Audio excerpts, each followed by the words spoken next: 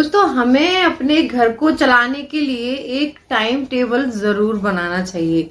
जो हमारे डेली रोज के नियमित खर्चे होते हैं उनके लिए हमें एक टाइम टेबल बनाना बहुत जरूरी है, क्योंकि जिससे हमारे जो भी एक्स्ट्रा खर्चे होते हैं वो बच जाते हैं। और जो हमें कुछ, जैसे मान लीजिए किसी का पेमेंट लेट हो गया तो उसके जो अतिरिक्त चार्ज भरने पड़ते हैं उनसे भी बचा जा सकता है।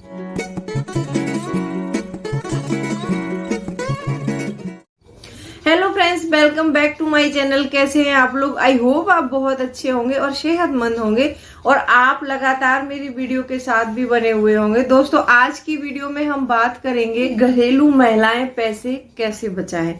इसमें मैं कुछ अपने तरीके आप लोगों को बताती हूँ, और अगर आप लोगों के पास भी कोई तरीके होते हैं तो मुझे कमेंट में जरूर शेयर किया कीजिए।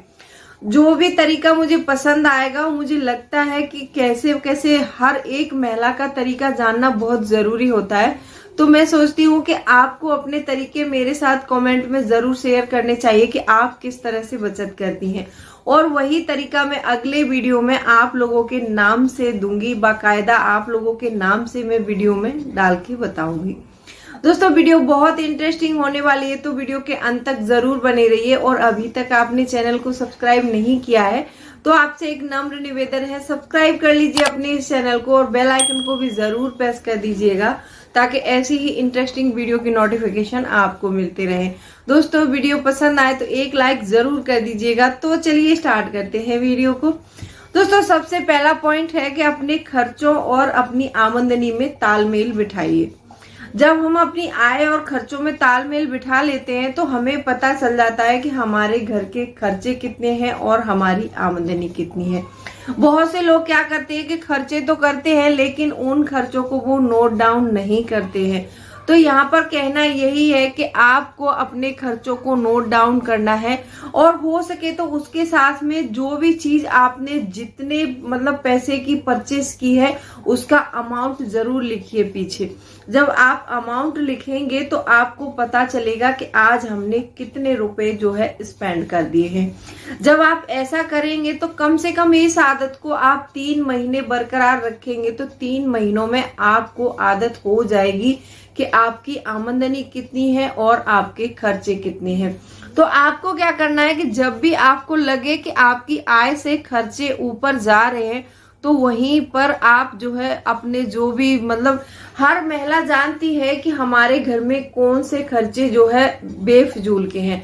जो बेफजूल के खर्चे होते हैं तो उनको आप कट कर दीजिएगा, और आप ऐसे करके अपने खर्चों और अपनी आय में तालमेल बिठा सकते हैं। दोस्तों, दूसरा पॉइंट है मेरा कि बचत की आदत डालें। बहुत सी महिला होती है सब में, लेकिन ये गुण अच्छे से सीखा जा सकता है महिलाओं से कि बचत करने के मामले में इनसे आगे कोई हो ही नहीं सकता। हर एक गृहिणी को पता है कि कहाँ से उसको कितने पैसे बचाने हैं और कैसे बचाने हैं, क्योंकि इनके जो किचन में चीनी और चावल के डब्बे होते हैं ना, वो चीनी चावल के डब्बे नहीं होते हैं, वो हमारे जो है पैसे के खजाने के डब्बे होते हैं। आपने ये जब लॉकडाउन हुआ था उसमें पता चली गया होगा कि हर महिला ने कितनी कितनी बचत करके रखी थी, उनमें अपने घर को उन्होंने कैसे संभाला।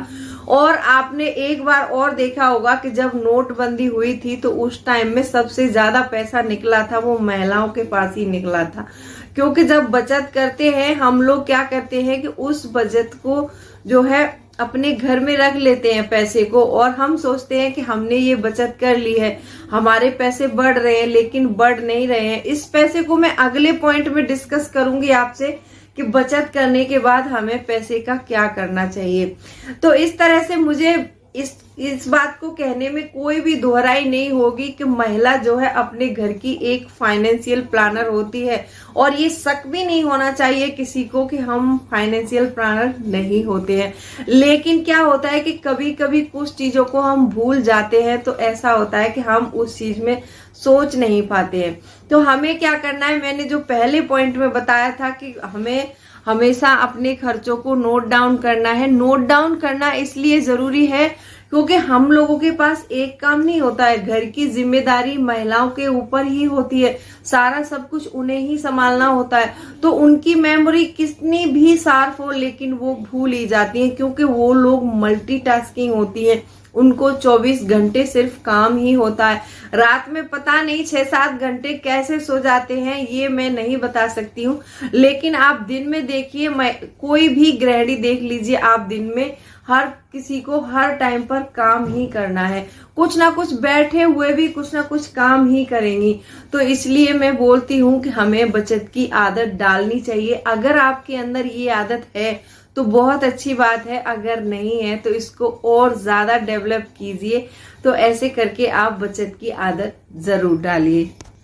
तीसरी बात आती है कि समझदारी से खरीदारी। वैसे तो हर महिला को पता है कि हमें अपने घर में किस सामान की नीड है और हम वही खरीदते हैं, लेकिन कभी कभी क्या होता है हमारे साथ में कि जब हम ये अमेजोन या फिर फ्लिपकार्ट एप्स जब मोबाइल में खोल लेते हैं तो उस समय हमें पता नहीं चलता है कि हमें ये चीज परचेस करनी है या नहीं करनी है।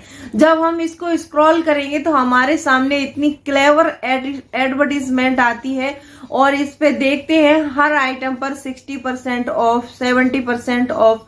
तो हमारे मन में क्या होता है कि लालच आ जाता है, हमें जो चीज नहीं चाहिए कभी कभी वो भी जरूरी लगने लगती है और हम उस चीज को फटाक से खरीद लेते हैं। यहीं पर हम गलती करते हैं, क्योंकि हमने देखा और हमारी आंखों को अच्छा लगा, हमें लगा कि खरीदना चाहिए तो हम जल्दी से खरीद लेते हैं। लेकिन हमें एक रूल अप्लाई करना है, उस समय हमें थोड़ा सा दिमाग लगाना है और अपने आप को एक 24 घंटे का टाइम देना है। 24 घंटे में आप सोच समझकर फैसला लीजिए, क्या ये चीज मेरे लिए जरूरी है। अगर 24 घंटे तक आपका काम चल रहा है और आपको उस चीज की नीड नहीं है तो समझ लीजिए कि वो चीज आपके लिए बेफिजूल की है। अगर आपको लगता है कि इस चीज की ज्यादा जरूरत है तो आप बेशक खरीद सकती हैं। अगर आप अपने शौक के लिए ले रही हैं तो ये आपको ऐसा नहीं करना है। एक एग्जाम्पल के तौर पर बताती हूँ मैं कि इंग्लैंड की एक लेडी थी जो अपने मोबाइल से बहुत ज्यादा शॉपिंग किया करती थी। उसको शॉपिंग की आदत ऐसी लगी थी जैसे किसी को नशे की आदत लग जाती है। तो वो कुछ ही दिनों में उसके ऊपर कम से कम 17 लाख रुपए का कर्जा हो गया। और आप इस बात को गूगल पर सर्च करके भी देख लीजिएगा कि इंग्लैंड की एक लेडी थी, ये मैंने खुद इसका आर्टिकल पढ़ा है, इसीलिए मैं इसको आपको बता रही हूँ। फिर कुछ दिनों बाद क्या हुआ कि उसके हाथ से जो मोबाइल में उसकी शॉपिंग ऐप थी वो डिलीट हो गई। तो उसने 3 महीने तक या 3-4 महीने तक कोई भी शॉपिंग नहीं की। जब भी उसको किसी चीज की नीड होती वो अपने बच्चों के लिए दुकान से खरीदती थी, लेकिन मोबाइल से उसने जो है अपनी मोबाइल से जो है कोई परचेसिंग नहीं की थी। 3 महीने के अंदर कम से कम उसका कर्जा जो है आधा चुक गया था। उसको इतनी सेविंग हुई कि उस लेडीज को तब जाके अंदाजा हुआ कि ये ऐप मेरे लिए कितनी खतरनाक थी, जिससे कि वो 17 लाख रुपए के कर्जे में चली गई थी। और कुछ दिन बीतते गए ऐसे उन्होंने अपने 17 लाख के कर्जे को चुकाया और उन्होंने उन ऐप्स को कभी भी जो है मोबाइल में डाउनलोड किया ही नहीं। तो इस तरह से आप अपने पैसे बचा सकते हैं और समझदारी से खरीदारी कर सकते हैं। चौथा पॉइंट है मेरा कि अच्छे निवेश की जानकारी रखें। बहुत सी महिला क्या करती है कि उन्होंने पैसे तो बचा लिए हैं, पैसे बचा लिए और उन पैसों को अपने पास रखा है। उनको निवेश के बारे में पता ही नहीं है कि निवेश क्या होता है। कुछ महिलाएं ऐसी होती हैं कि जो हर मंथ में कुछ अमाउंट बचाती हैं। तो उनको क्या करना चाहिए, उनको या तो एक पीपीएफ अकाउंट रखना चाहिए, उसमें निवेश कर सकती हैं वो, या फिर म्यूचुअल फंड में एसआईपी कर सकती हैं, या फिर कुछ नहीं है आपके पास तो आप एक रिकरिंग डिपॉजिट का अकाउंट ही ओपन करा लीजिए। और इस अकाउंट को ओपन कराना बहुत आसानी से ओपन हो जाता है, बहुत आसान है इसको ओपन कराना। आप किसी भी पोस्ट ऑफिस में जाइए और उनको बताइए कि मुझे एक रिकरिंग डिपॉजिट अमाउंट जो है एक रिकरिंग डिपॉजिट अकाउंट खोलना है, तो वो पोस्ट ऑफिस वाले खोल देंगे और आप उसमें हर मंथ में आप अपना अमाउंट जितना भी बचाती हैं वो अमाउंट जमा कर सकती हैं। ये रिकरिंग डिपॉजिट का जो खाता होता है वो भी कई टाइप का होता है। आप एक तो जैसे हर मंथ में मान लीजिए आप 1000 रुपए जमा कर रही हैं तो 1000 रुपए ही जमा कर सकती हैं। एक होता है आप कितने भी पैसे जमा कर सकती हैं, हर मंथ में जो भी बचत करती हैं आप उतने जमा कर सकती हैं। ये आप पोस्ट ऑफिस वालों से पूछ सकते हैं, वो बता देंगे आपको कि आपको कैसा खाता खोलना है और आप निवेश कर सकती हैं। कुछ कमेंट्स भी आए थे हमारी बहनों के कि मैंने जो है पिछले साल या अगले साल वीडियो देखकर कुछ पैसे बचाए थे, तो कोई बोल रही है कि हमने इन्वेस्ट किया पैसे को, तो वो बता रही है कि हमने बचाए हुए पैसों से रिंग खरीद ली है या फिर कान के झुमके बनाए हैं या कुछ मतलब ऑर्नामेंट अपने लिए खरीदा है उन्होंने सोने का। तो मैं बताना चाहती हूँ कि जो हम अपने पहनने के लिए और हाथ के लिए रिंग या फिर कान के लिए बालियां या फिर गले के लिए चेन खरीदते हैं तो ये हमारा इन्वेस्टमेंट नहीं होता है। लेकिन हम क्या करते हैं, घर वाले और हम सब इसको इन्वेस्टमेंट मानते हैं, लेकिन ये इन्वेस्टमेंट नहीं है, क्योंकि जब भी सोने का दाम गिरेगा तो हमारा वो जो है सोना घट सकता है, या तो फिर आप बाउंड में करिए। ये सब समझ हम गृहिणियों को नहीं होती है, तो ये समझ यूट्यूब पर वीडियो बहुत सारे मिलते हैं, इसके बारे में हमें देखना चाहिए और सोच समझकर ही अपना जो है फैसला करना चाहिए। क्योंकि जब हम कोई ऑर्नामेंट खरीदते हैं, मान लीजिए कभी हमारा एक कोई रिंग खो गया या फिर हमारा कान का खो गया, तो हमारा कितना नुकसान होता है। तो ये कोई इन्वेस्टमेंट नहीं है, ये हमने अपने शौक के लिए बना लिया है और जब भी हमें जरूरत होगी अगर हम इसको बेचने जाएंगे तो सुनार जब हमारी देगा जिस रेट में उस रेट में खरीदेगा नहीं इसको, और वो जो है कुछ ना कुछ काटेगा इसमें से सोना घटाकर, तो हमारे पैसे घट गए, बढ़त कहाँ हुई इसमें।